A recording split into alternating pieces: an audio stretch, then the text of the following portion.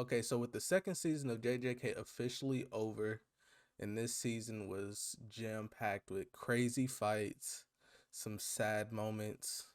We lost a lot of good characters. But what I want to talk about is Jogo. So you see, during the first season, Jogo had a very bad run of it, in that he had matchups worse than Megami. And in these matchups, he was basically just going against Gojo back to back to back to back. And by the end of the first season, anime only watchers really thought Jogo was just a weak character altogether. But that it can't be further from the truth. And in the second season, when he's not going against the strongest, whether it be Gojo or Sukuna, he completely mops the floor with anybody that he fights. So the first instance we see of Jogo's true power comes right off the heels of the defeat of Dagon. And Dagon is another special grade curse that was part of Jogo's group known as the Disaster Curses by the fans. And in this showing, we see him go up against two grade 1 sorcerers and a pre-awakened Maki. And at this time, Maki was pretty relative to Yuji in both speed and strength, with Yuji just being slightly faster and stronger. And while these three were heavily injured from their fight with Dagon, they were able to hang with him for a little bit. But had the fight continued any longer, they probably would have lost anyway. But as they were pit up against Jogo, he completely split bits all three of them, completely decimating them in seconds. And he did it with so much calmness and ease that it's hard not to see the gap between Jogo's strength and Dagon's in this fight, if you can even call it a fight. But Jogo's true strength would shine in episode 16 in his fight against Sukuna. And in this fight, it was heavily expanded upon in the anime because in the manga we just got like 2 chapters. It was a pretty short fight.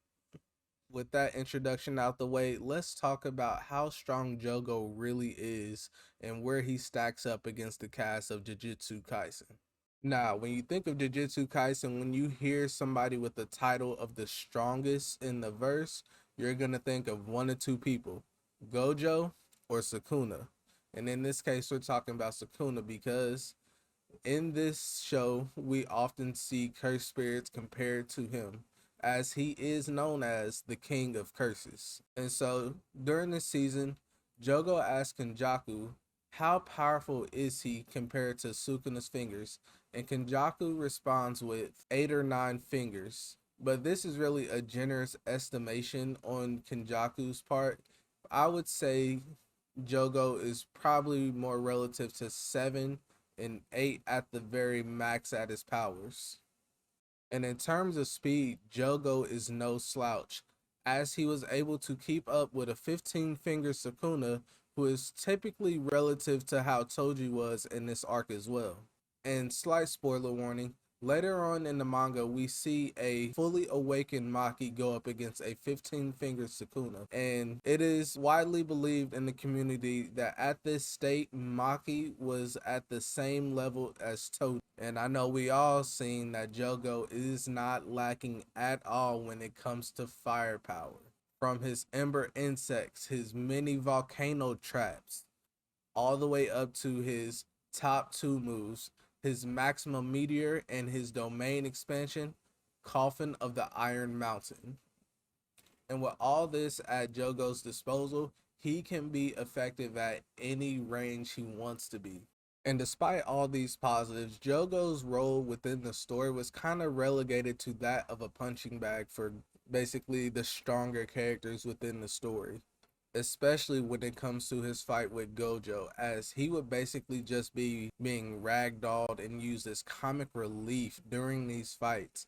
These were probably some of the most serious fights that could have been in the series, but because it was Gojo, you know, he has to style on him, he has to flex on him, and it just made Jogo look so weak, especially in the eyes of anime watchers. But ultimately, Jogo would die at the end of the Shibuya incident arc, and we know for a fact that he could still grow to be an even stronger curse. And we know that had Jogo had more time to develop himself, develop his mindset, He could have even rivaled Gojo or Sukuna, with Sukuna even acknowledging him, telling him that he is a powerful curse, but he lacks the right mindset as he is very comfortable with leaving his will to others, and he needed to be more selfish. And while hearing this, Jogo thinks of Mahito, who lives as he wants, and despite what everything has happened, has never shied away from doing what he wants to do, even if it means taking a risk. And this is highlighted in how they use their domains. So in the first season, Jogo and Sukuna had a clash of domains where Gojo's just completely decimated Jogo's domain. And because of this, he figured that his domain would not be effective against Sukuna, so he never opened it during their fight, which was actually a big mistake because when you're going against one of the strongest, you got to pull out all the stops. So, what was Jogo really supposed to do if he wanted to achieve his goals? He needed to be greedy, he needed to be selfish, he needed to treat the world as a plaything and take everything he want and kill anybody that gets in his way. And had he had a mindset like this from the start, maybe he really would have been the strongest of the disaster curses instead of relegating a leader role to Mahito, who was the youngest but had the most potential out of the group and had the most growth through the story. So if you want more anime content like this, leave a like and a subscribe and hit that notification bell so you can know whenever I post a new video.